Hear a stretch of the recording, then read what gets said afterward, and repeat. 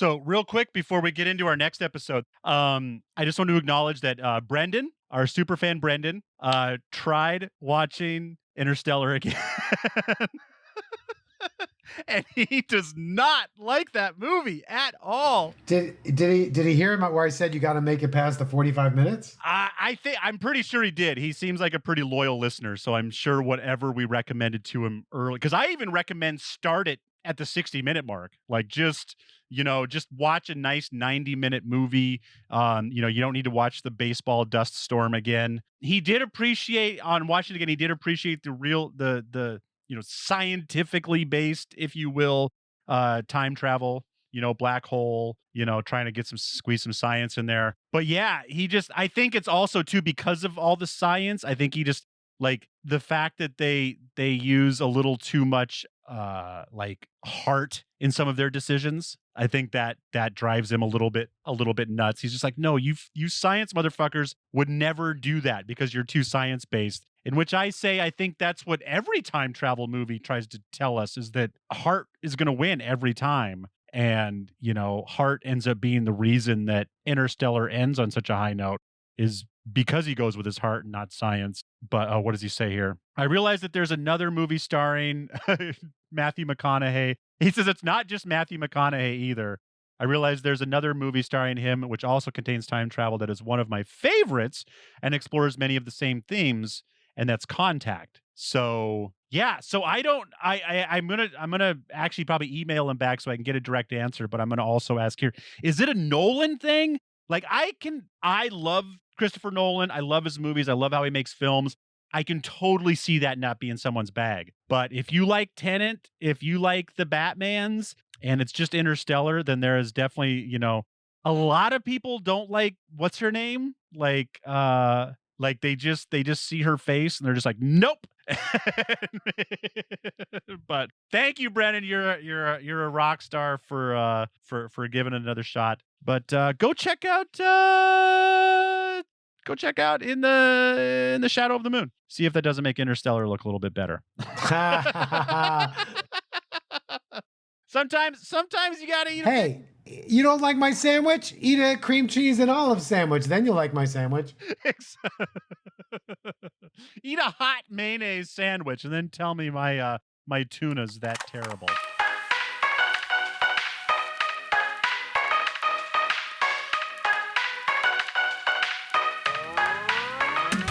Hello? Hello? Hello? Hello? If you can hear this, it's not too late. I return to warn you. This is Time Pop, a podcast that discusses time travel and pop culture. There are spoilers. I've seen the future, and nothing is sacred to these folks. Your past, present, and future are sure to be ruined. Even if you could go back in time, as I have, you will never forget what you are about to hear. You've been warned. This is Time Pop.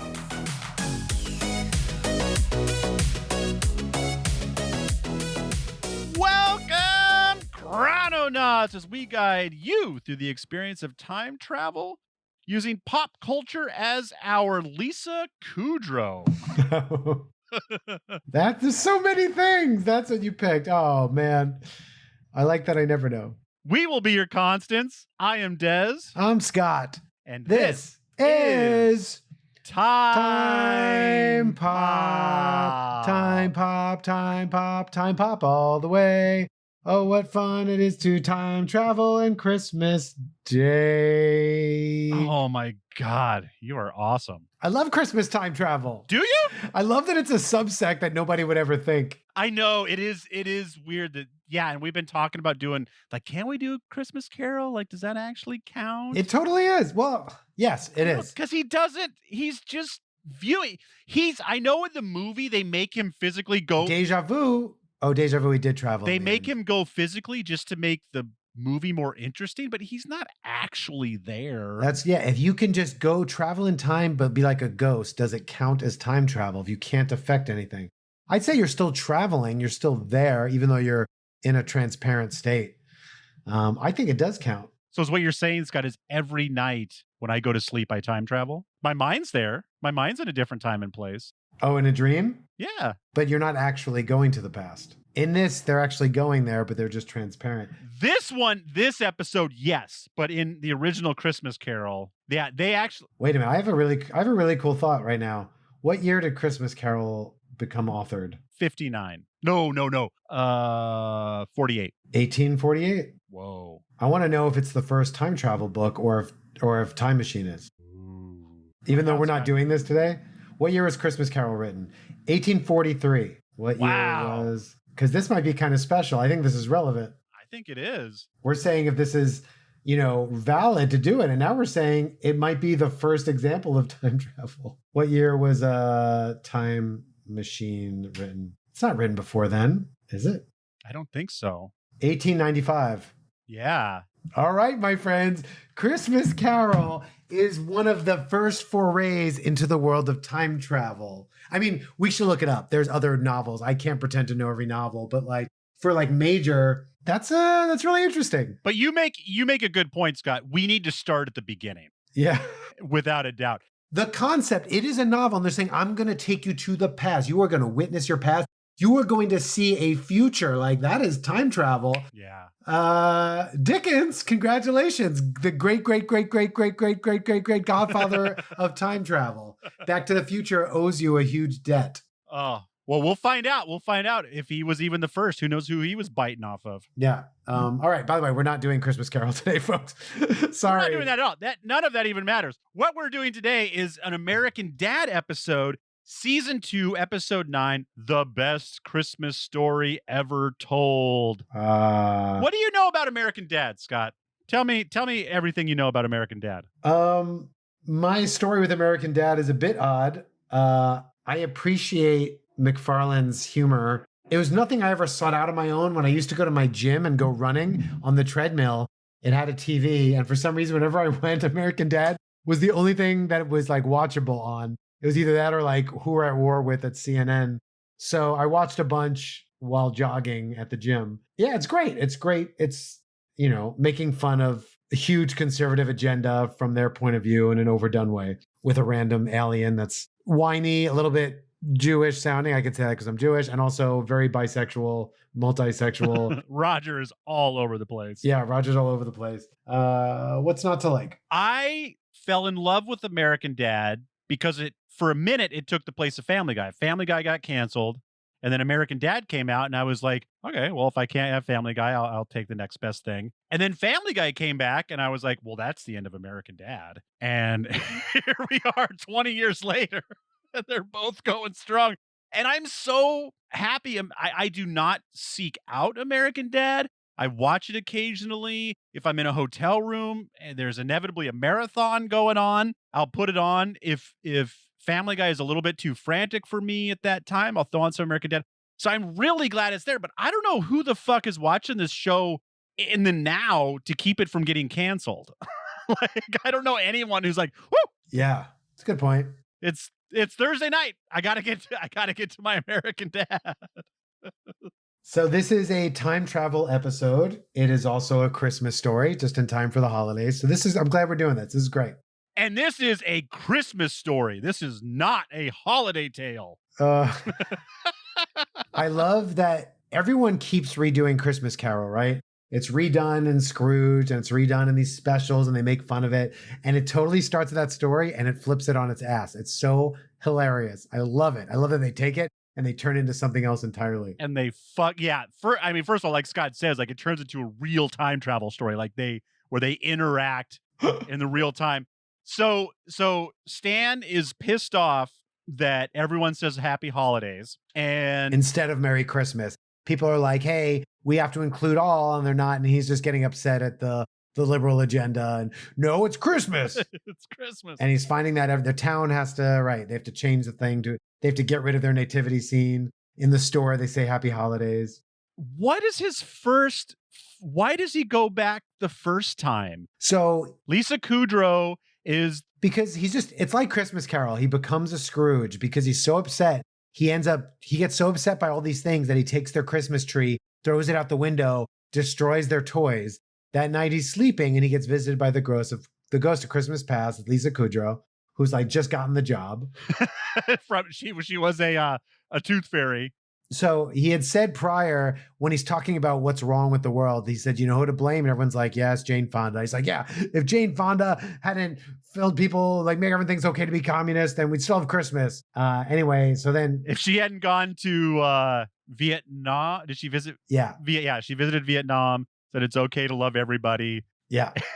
So Then we would have Christmas. have you ever seen Clute? No, I keep meaning to. I should. She's like a spy, right? Yeah, it's totally on my like, oh, I should watch that. It's so fucking 70, like whenever you like, oh, this movie's from the 70s, let's see what it's about. 9 times out of 10 the word prostitute shows up in the synopsis.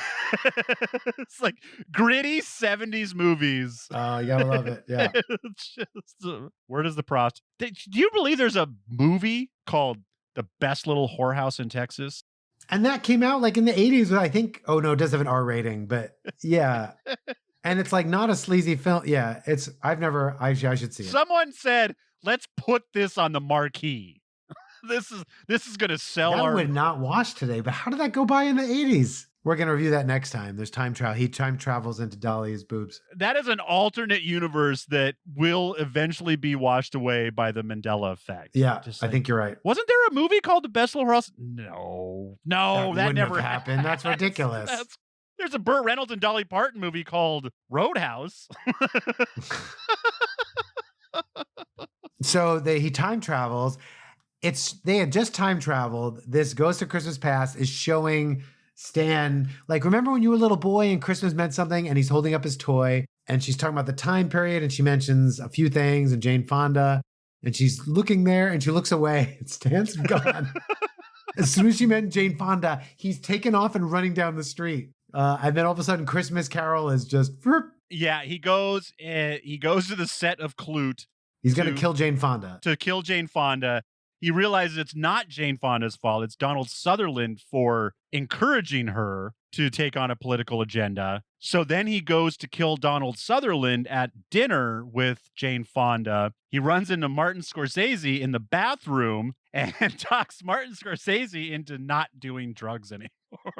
Right. And he's going to go kill the other two, and then the wife and the fairy talk him out of it.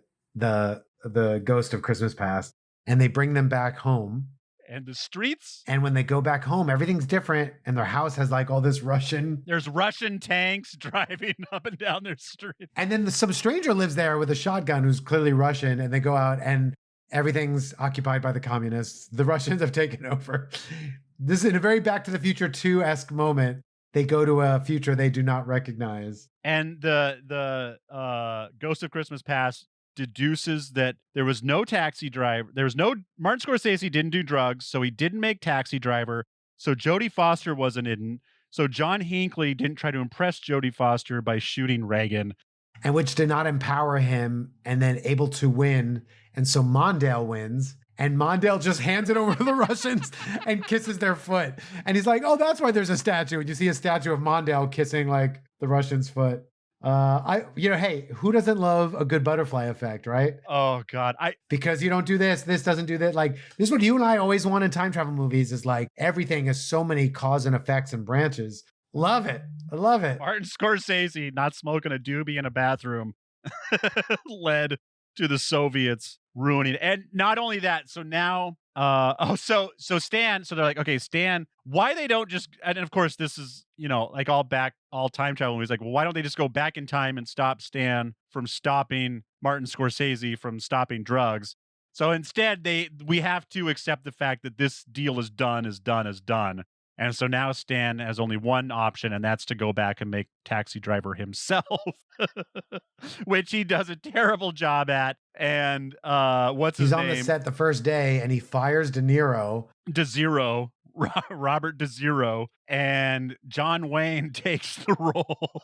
Yeah, he makes the movie how he thought it'd be best with John Wayne, and they're in the West, and Jodie Foster's tied up, and then John Wayne saunters over in a taxi in the desert. Rescues Jane Fonda. John Hinckley is not impressed. John Hinckley's in the movie theater. They're all there behind John Hinckley. And even his wife, Stan's wife, is like, "So, that Jodie Foster, huh?" And John Hinckley, she's a hot piece of ass. She's 12. She said, I forget what she said. Like, yeah, She has grass on the field, play ball. yeah, she's a hard 12. That's what she Yeah. says. That's what Wow. That's another thing in our past. Like Jodie Foster was a child in Taxi Driver. She wasn't Yeah. 12, but she was a child. Yeah. Oh, God bless America. So then they realize that now they're screwed. The future is not going to happen the way they need to. They tell him he has to assassinate Reagan, and he's just like, I can't, Reagan. Not He has to shoot. assassinate. He has to shoot Reagan. Yeah, you have to be the one who shoots Reagan. But Reagan, he's like, I can't shoot Reagan. Even to save the universe, I can't do it. And then eventually they talk him into it. And then he's about to do it. And like, by the way, you don't have to kill him. You just got to wing him. Like, oh, thank God you told me that. Woo! That was going to get ugly. Stan is a trained killer. He's never winged anybody in his life. And so in an homage to Taxi Driver, you hear the bullets and it all goes white, just like in Taxi Driver. And they're in the future and everything is relatively back to normal. You know, he appreciates his family. And I think the only thing that's different is it's easier to buy a gun in the future. Oh, yeah, that's right. Yeah, why was that? The ghost of Christmas Past buys him a gun, and the gun laws are easier. I guess because he attacked the president in such a visible way, they made the gun laws easy. I don't know. She said something about you didn't kill. So I forget who else she says she doesn't kill.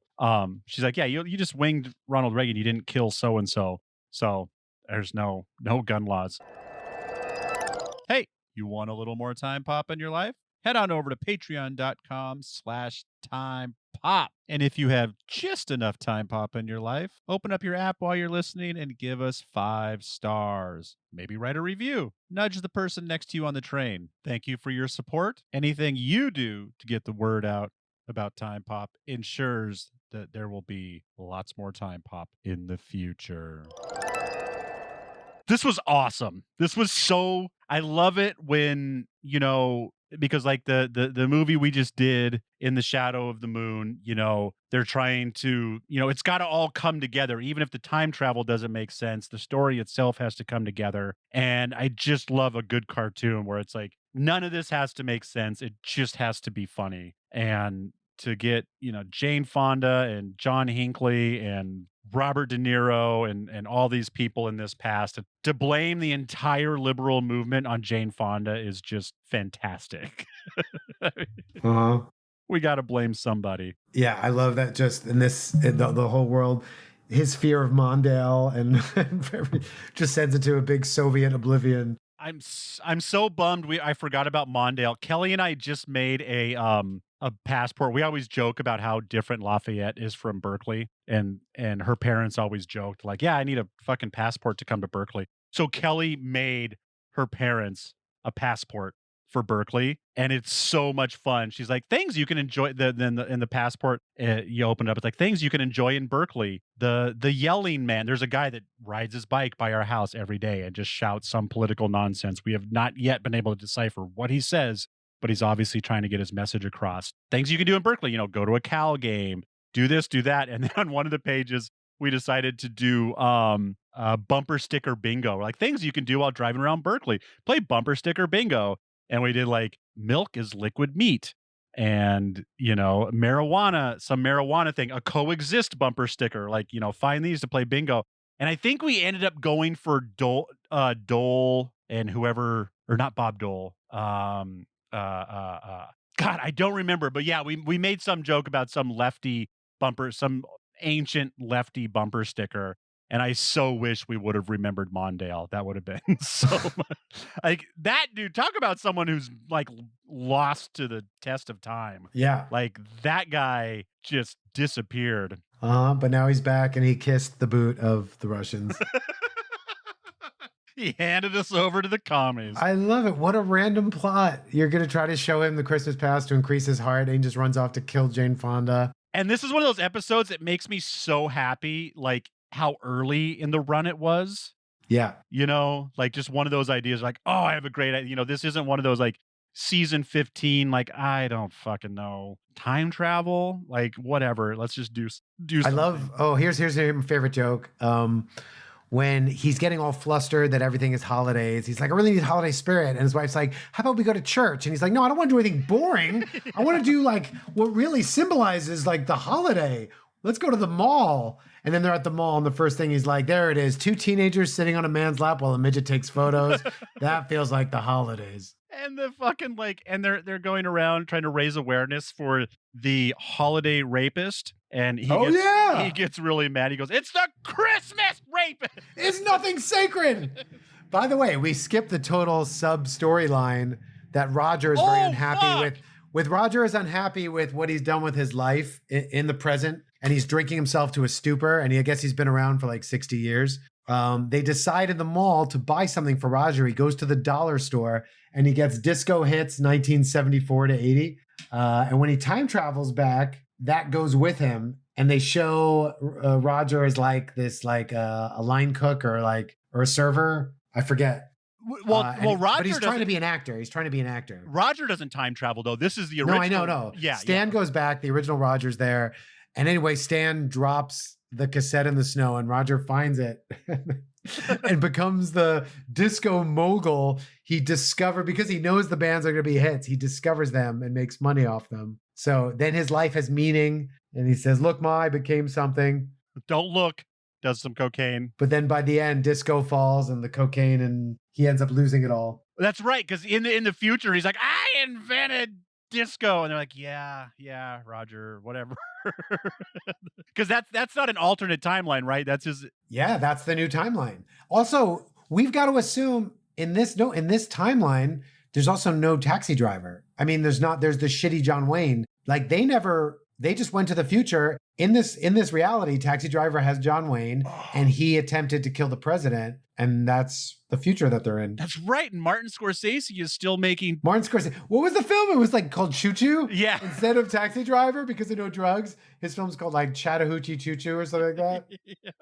Chattanooga Choo Choo, whatever. That's right. This future has like no Scorsese, no Taxi Driver, and the someone who assassinated Reagan was someone else. Oh. I loved it, man. This is, and science-wise, obviously doing magic, but there's no loopholes with it. Like they cover butterfly effect really well. They cover like different timelines, just like Back to the Future 2. It's fun. They even have the thing with the cassette and the detailed, like for being pretty silly in half an hour. That's pretty, and it's a holiday special. That's pretty impressive. Yeah. Merry Christmas, everybody, and happy holidays to all you. You gotta, I mean, I wouldn't call myself a Christian, but one who was raised Christian and a good Jewish boy here. And happy Hanukkah, Merry Christmas, Merry Holidays. Yeah. Happy holidays from all of us at Time Pop. This year, bringing you holiday time travel to enjoy with the whole family. This is just our warm up. We got a big holiday one coming probably next week. I don't know when these will be released, but this is just our holiday warm up. Yeah, folks, we've missed the boat on the Christmas. We always, we've been just flying by the seat of our pants. I've been trying really hard to plan this podcast, with purpose, around the holidays and stuff like that. So this year we did a little bit better. Next year we're going to do even better. It's going to be great. What time is it, Scott? Oh man. I think it's maybe, have I done 7:30? No, you have not. You've done Twilight Zone was 7:20. Oh, wow. And then your next closest above that, you've gone Twilight Zone 7:20, South Park 8:45, Loki 9. Oh, I gave 8:45 to South Park? Yeah. Okay. Let's give this one 8:50. Woo! Congratulations. American Dad, you beat South Park in the time travel animated delight category. Yeah. I'm looking at my other ratings.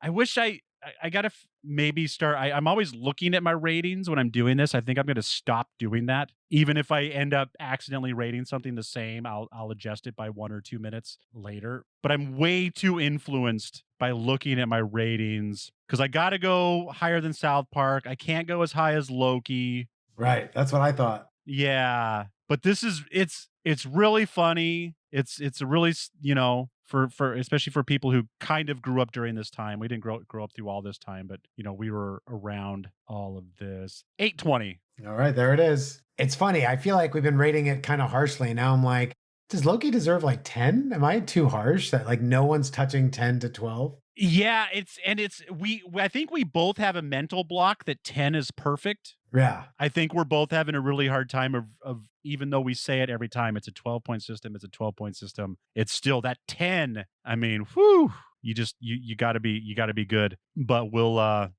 settle in. We've got we're gonna do some. I've set up our rewatch scenario for next year.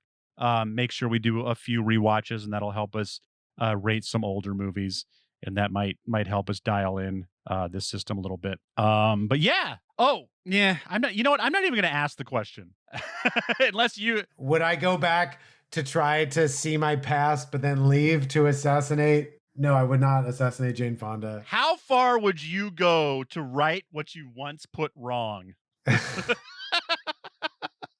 If someone took you to the back to witness your past, would you even think of just running away for your own agenda? So you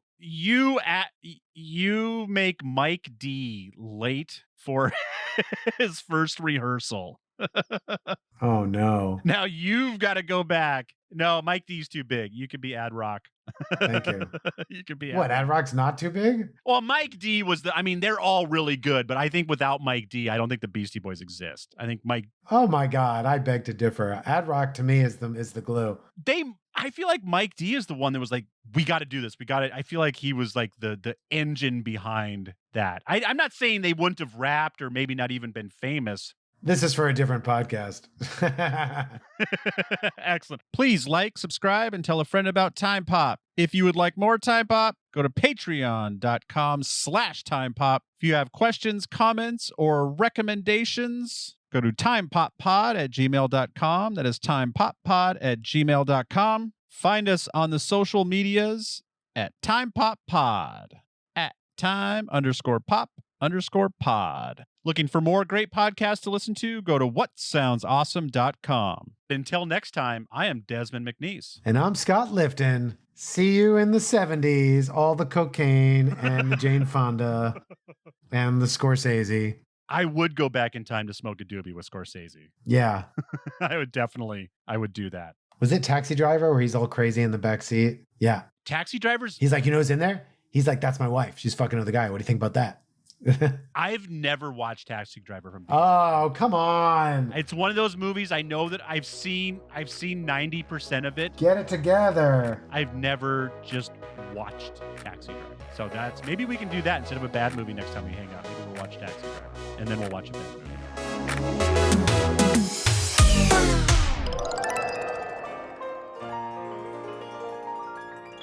It's just a little bitty pissant country place. Ain't nothing much to see. No drinking allowed.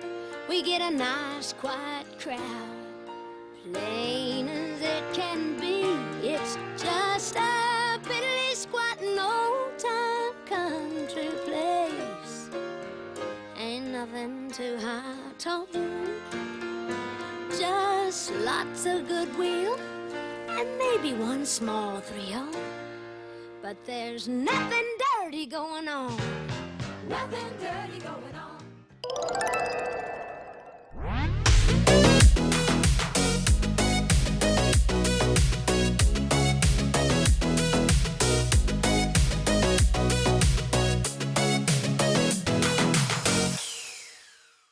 Mixed and edited by Desmond McNeese for We Mixed It, LLC. Go to whatsoundsawesome.com.